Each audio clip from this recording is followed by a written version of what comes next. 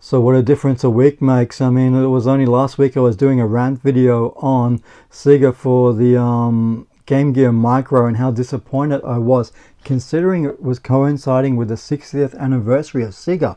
And I had a mate that sent me a message this morning, and it's the reveal of Alec Kidd and Miracle World remake.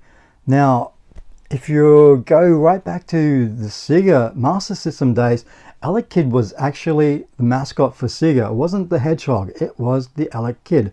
And, you know, if you had a Master System Mark II back in the day, you would have had Miracle World bundled in as a built-in game. And for a lot of people, that was their very first experience of the Alec Kidd game.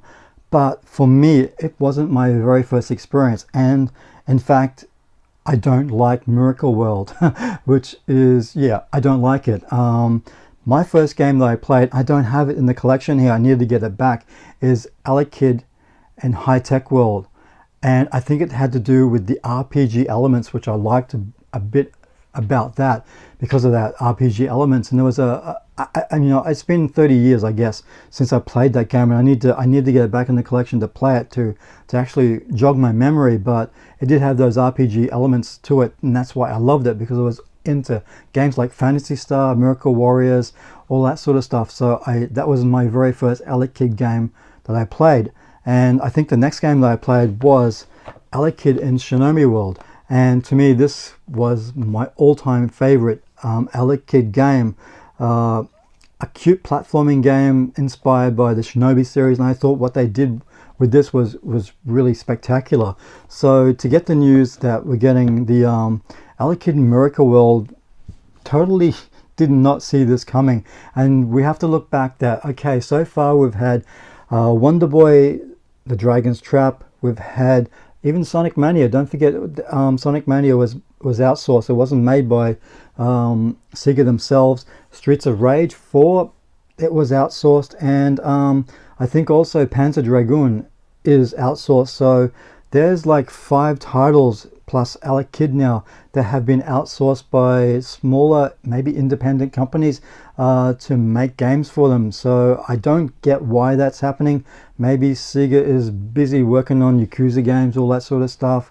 But it seems to be working really well for them at the moment with what they've presented so far. But you know, I wasn't a massive fan of this game. It just didn't gel with me for some reason.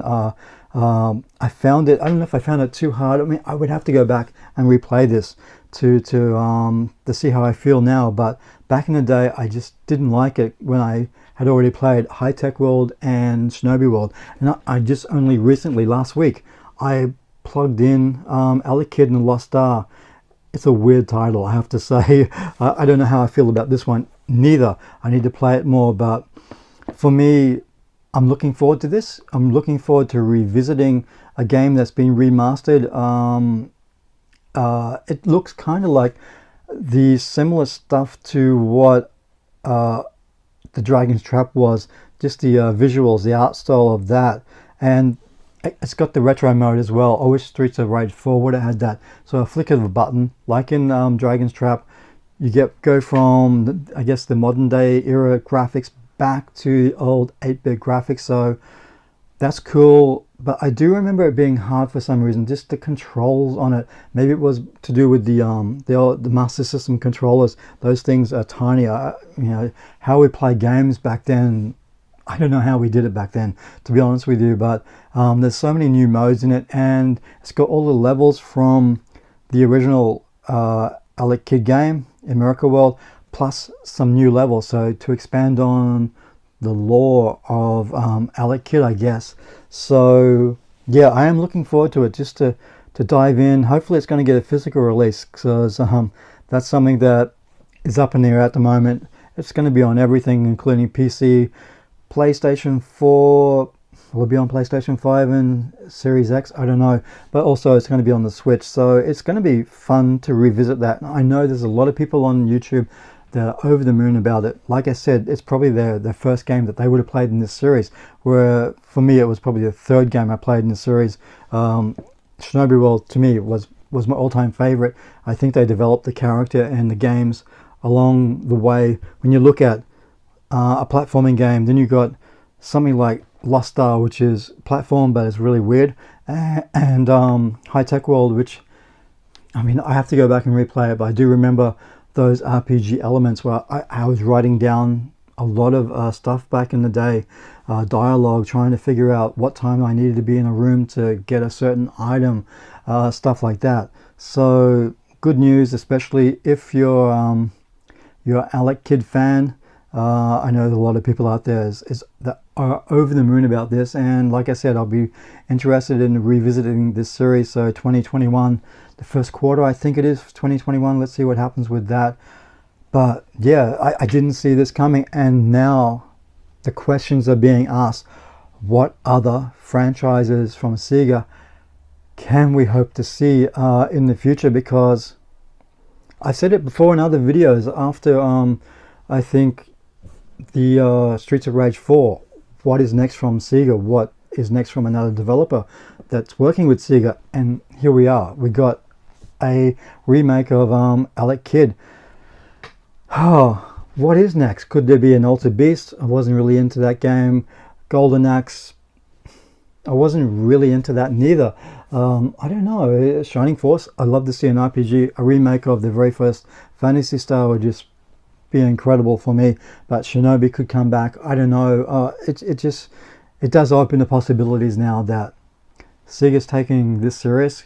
Can we see something from Mega Drive, Dreamcast, Jet Set Radio? I said that many times. I'd love to see a new Jet Set Radio game. I'm just rambling on now, I know, but it is exciting now, considering last week I was utterly disappointed with Sega with the announcement of that Game Gear Micro, and I hope as hell it stays in Japan, doesn't get released over here.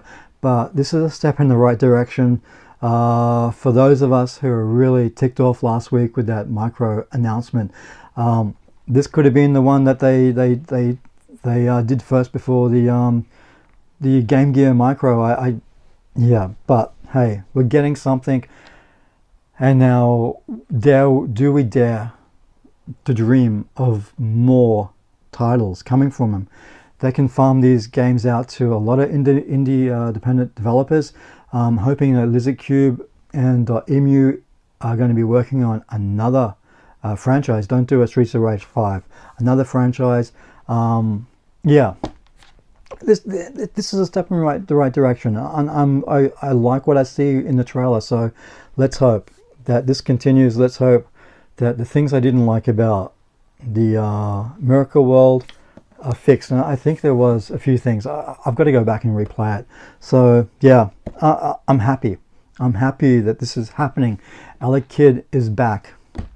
Until next time, bye.